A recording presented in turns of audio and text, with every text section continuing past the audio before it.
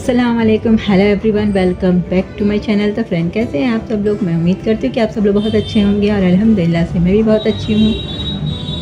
तो हम लोग इफ़्तार कर लिए हैं। इफ़्तार क्या, इशा का अज़ान हो गया है और अभी हम तरावी नहीं पढ़े हैं क्योंकि आज बहुत थकान लग रही है। अभी बैठे हुए हैं, अभी पढ़ेंगे। नुशैब चला गया है पढ़ने नमाज। आज 10 रोज़ा मुकम्मल हो गया और यही रमज़ान 2023 में भी आया था। 2023 के रमज़ान का एक एक रोज़ा हम लोग पे कितना भारी था। अभी रमज़ान शुरू नहीं हुआ था तो मेरे ससुर ला के दिए थे सामान कि तब इफ़्तार में, और इफ़्तार का भी लाते थे, ले के दिए थे। फल फ्रूट भी दिए थे। दो रोज़ा 3 रोज़ा तक दिए थे, जब तक ये सब पकड़े नहीं गए थे। और जिस दिन ये सब पकड़े गए उस दिन से सब कुछ देना बंद।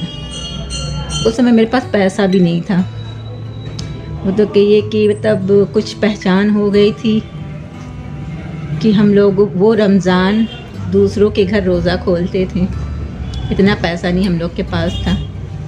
नुशैब के मिलने के बाद भी खाला के वहाँ पूरा रमज़ान समझ लिए एक दो रोज़ा यहाँ खोले होंगे घर पे, नहीं तो खाला के वहाँ या फिर वो बाजी हैं जिससे आजकल हमारी बात नहीं हो रही, मतलब वो भी मेरी मदद की। उनके वहाँ भी 2-3 रोज़ा उनके वहाँ भी खोले थे। ऐसा नहीं है भाई जिसके वहाँ खाए हैं उसका कहेंगे कि उनके वहाँ खाए हैं, लेकिन जिसके घर का पोता था, जिसके घर की बहू थी, उन लोगों के यहाँ इफ़्तार की दावत होती थी। उस घर का पोता और बहू दूसरों के यहाँ रोज़ा खोल रही थी। अल्लाह इन सबका रोज़ा कबूल करेगा। अरे 2 साल, जब पिछले साल से तो हम लोग को संभल गए, लेकिन उस साल एक जोड़ा कपड़ा नहीं था कि हम नुशैब को, इतना पैसा नहीं था कि हम नुशैब के लिए एक जोड़ा कपड़ा सिलवा दें। वो भी खाला ही दी थी, हमको भी खाला ही कपड़ा दी थी। नुशैब को तो सिल के दी थी, खालू को सिलाई आती है तो वो पठानी सूट सिल के दिए थे। और हमें खाला अपनी दुकान से कपड़ा दी थी, उनका दुकान है कपड़े का। तो तब की दूसरे लोग को हमारी तकलीफ़ दिख रही थी। यहाँ इतने पैसे वाले हैं लोग, लेकिन किसी को भी ये नहीं दिखा। अरे लड़ाई झगड़ा जहाँ है वहाँ है, जिससे है उससे है, लेकिन रमज़ान में तुम्हारे घर का इंसान भूखा है और तुम लोग दूसरों को इफ़्तार करा रहे हो। ये कैसे अल्लाह कबूल करेगा? अरे हम गैर थे, पोता तो तुम्हारे घर का था। 10 रुपया किसी ने ईदी तक नहीं मेरे बच्चे को दिया है। दूसरे लोगों ने ईदी दिया, बेचारा 10 रुपया इकट्ठा करके 50 रुपया किया था। वो एक रमज़ान, वो एक ईद गुज़रा था जो कभी भूल नहीं पाएंगे और तुम लोग को कभी माफ़ भी नहीं करेंगे।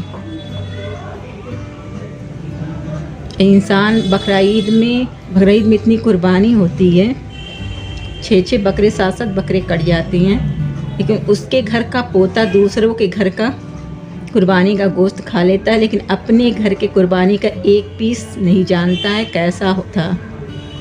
आज मेरे ही घर के लोग इतना सपोर्ट करते हैं कि 2 साल से रमज़ान में अल्लाह ताला किसी चीज़ की कमी नहीं किया।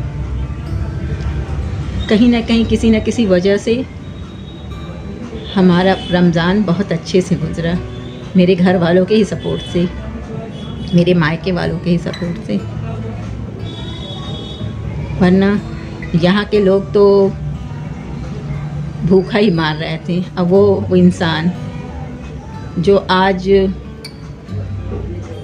कहता मेरा बच्चा है, अब वो इंसान जिसे 2-2 बीवी रखने का शौक़ है, वो पहली बीवी को छोड़ के कहाँ भागा था? एक ऐसी जगह, वो तो यही सोचा था कि या तो भाग जाएगी यहाँ से या मर जाएगी, क्योंकि बच्चा भी लेके भाग गया था। उसका चाहना यही था, घर वाले हमारे घुसने नहीं देंगे इसे, ये या तो मर जाएगी कहीं जाके या भाग जाएगी। हम तो भागे हुए हैं, हमें कोई कौन पकड़ेगा, कहाँ जाएंगे? हम तो पकड़ में आएंगे नहीं कभी। उस साल 2023 का रमज़ान वो यही काटा था, लेकिन एक बार भी झांकने नहीं आया कि किस हाल में सब हैं। अपने जाके रमज़ान में अपने परिवार वालों के साथ रोज़ा खोल रहा है, ये नहीं देखा तब मेरा बच्चा दूसरे के घर रोज़ा खोल रहा है, कहाँ खा रहा कहाँ पी रहा, क्यों उसके घर वालों को पता नहीं है कि रब इफ्तार के वक्त वो घर पे रहती ही नहीं है, कहाँ जाती है? क्या तेरे घर वालों को पता नहीं था?